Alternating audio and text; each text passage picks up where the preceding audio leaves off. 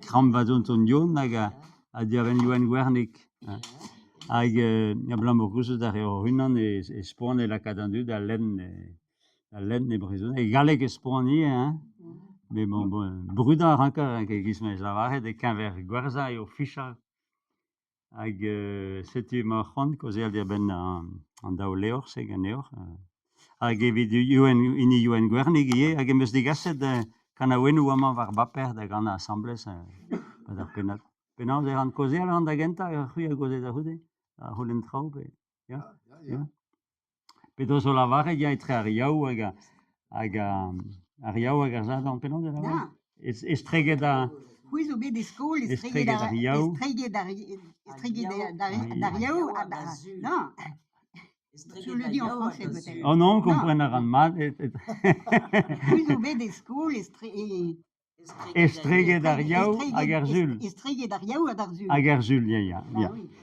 Pavoneet a pe brasa ganet e plougerne e tremenar kentor, quoi. Oa distak da ha plougerne betek an dispar a revolution. Hag a pe brasa da ha botre daoun. Ar meret a zea da skola seurezet e plougerne da houde e zea maria da houto da Santez Anna da Vrest. Hag da Lourdes, intron vari a Lourdes e a ie lot, i var a meas muur, quoi.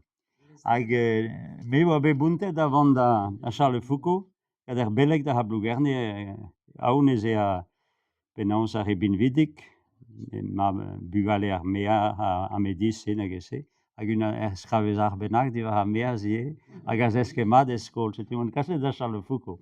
Hag lenn oan e greden ke lavaret n'entra bet, hag oa be gouleneg an eom just avalar d'ar yaou verek eskol, hag oa be gouleneg an eom. Alors, qui est-ce qui peut faire du football le jeudi? Mais moi ke kredet sevel va bis, hag on da gurust a rezian ket da c'hoari foot, e heleket da gurust.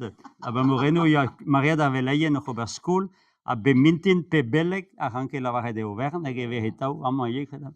E hetaou unan da ar e diamanka, da respon an overn da... Setu o bet lende. Ya, len kenan bet, da houde gant ar c'hoariva, un bet ar disert da houde ze. Memez endro, da houde pet an eskol medicinerez, ar e diawang da an terrouer aoun e San Laurence l'er met an o chom, edo bec'hant ober ar pezc'hoari, hag da gouleneg an en setu aneo da zevel ar pezc'hoari. Hag da houde daou pet driblos war l'er beban e re ar pezc'hoari gato, ha da houde er blavez, unan da ar e c'hoari er muia oa klanvet, setu ma ranket c'hoari en e lear, quoi. Dirag an dud e greden ke mon, gaden nebetud o an ar dizavalar. Peta ma gread e kuitez ave ha anavezet e ma gread me moustachou teo amañ, hag er beruken moal, bremañ mechek e bediom ken. Kuitez da vez anavezet kat an dud. Ha da divar an dreiñ, me gavtin un bet ar disert da houde ze davant da gozel dirag an dud. Fen kelta gwireo ni oa divar an meaz e bord ar mor. Lod oa ardiz, me lodal oa lent. Ar e ardiz a oa penou kalet, penou tutud. A garal e breset. Breset garal. Ya, so jemeus, bremañ vez lavaret vez breset ar vugale eskolioù, me e plougerne meio hag a eskol a freret e plougerne, hag da poense lod a chome betek a santifikat, setu a reo a gwazet dija, kuit ar skol pe vaz ekloaz, hag a re a visout ar e vihan, hag an eo da zrebu buzuk petra veze.